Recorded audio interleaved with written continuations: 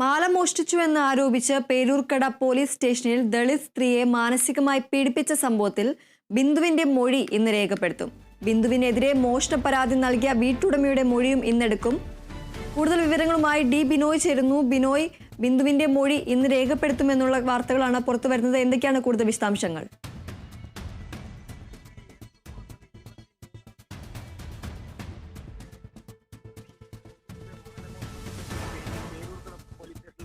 ഏകദേശം 23 മണിക്കൂറോളം ചോദ്യം ചെയ്യുകയും കുടിവെള്ളം പോലും നൽകാതെ രാത്രി പോലീസ് സ്റ്റേഷനിൽ സൂക്ഷിക്കുകയും ചെയ്തത്.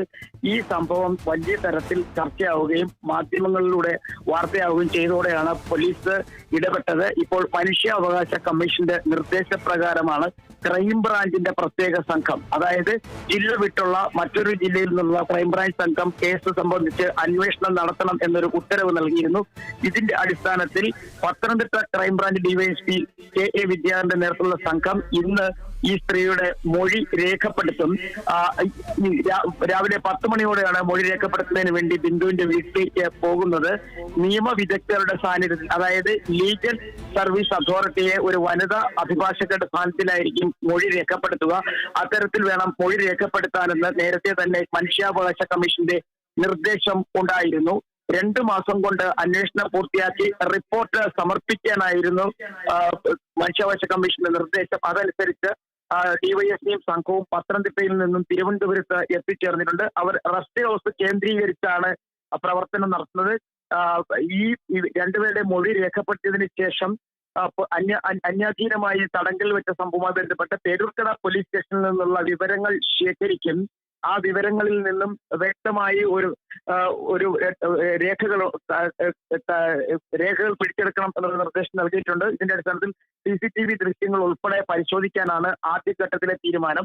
ഒപ്പം പരാതിക്കാരിയായ സ്ത്രീയുടെ മൊഴിയും ഇന്ന് രേഖപ്പെടുത്തുന്നുണ്ട്. ഈ സ്ത്രീക്കെതിരെ FIR ഇട്ട് കേസെടുക്കാനായിരുന്നു നേരത്തെ നീക്കമെങ്കിലും പിന്നീട് ഇവര് മാലമോഷണ കുറ്റത്തിൽ പങ്കില്ല എന്ന് പോലീസ് തന്നെ കണ്ടെത്തിയിരുന്നു. ഒപ്പം ഇവർക്ക് മാനസികമായും ഉണ്ടായ പീഡനം വലിയ തരത്തിൽ അവരുടെ കുടുംബത്തെയും ബാധിച്ചു എന്നുള്ള പരാതിയാണ് അവർ നൽകിയിരിക്കുന്നത്. മക്കളുടെ മുന്നിലൂടെ രാത്രി തെളിവെടുപ്പിനായി ഒരു മോഷണക്കുറ്റം ചുമത്തിയ പ്രതിയെ പോലെ അവരെ വീട്ടിലെത്തിച്ചതും, ഒപ്പം ഈ 21 മണിക്കൂർ സമയം പോലീസ് സ്റ്റേഷനിൽ ഇരിക്കുമ്പോൾ കുടിവെള്ളം ലഭ്യമാകാത്തതിനെ തുടർന്ന് ശൗചാലയത്തിലെ ശുചിമുറിയിലെ പോയി വെള്ളമെടുത്ത് കുടിക്കാൻ പറഞ്ഞതുമൊക്കെ വലിയ വാർത്തയായി മാറപ്പെട്ടിരുന്നു. എന്തായാലും ഈ യുവതിയുടെ പരാതികൾ മുഖവിരിക്കെടുക്കാതെ ആദ്യഘട്ടത്തിൽ പോലീസ് അന്വേഷണം നടത്തിയിരുന്നു.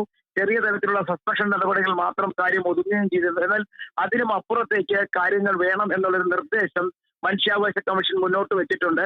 അതുകൊണ്ട് തന്നെ കൂടുതൽ കടുത്ത നടപടികളിലേക്ക് നീങ്ങാനുള്ള സാധ്യത തള്ളിക്കളയാനാകില്ല. എന്തായാലും ക്രൈംബ്രാഞ്ച് തലത്തിലുള്ള ഒരു അന്വേഷണം ഇന്ന് മുതൽ ആരംഭിക്കുകയാണ്. ഇന്ന് യുവതിയുടെ മൊഴി അല്പസമയത്തിനുള്ളിൽ തന്നെ അവരുടെ വീട്ടിലെത്തി രേഖപ്പെടുത്തും എന്നുള്ള വിവരങ്ങളാണ് നമുക്ക് ലഭ്യമാകുന്നത്. ക്രൈംബ്രാഞ്ച് സംഘം തിരുവനന്തപുരത്ത് എത്തിയിട്ടുണ്ട്. ശരി. മാല മോഷ്ടിച്ചു എന്ന് ആരോപിച്ച് പേരൂർക്കട പോലീസ് സ്റ്റേഷനിൽ ദളിത് സ്ത്രീയെ മാനസികമായി പീഡിപ്പിച്ച സംഭവത്തിൽ ബിന്ദുവിന്റെ മൊഴി ഇന്ന് രേഖപ്പെടുത്തും. ബിന്ദുവിനെതിരെ മോഷണ പരാതി നൽകിയ വീട്ടുടമയുടെ മൊഴിയും ഇന്നെടുക്കും. ഡി ബിനോയാണ് വിശദാംശങ്ങൾ നൽകിയത്.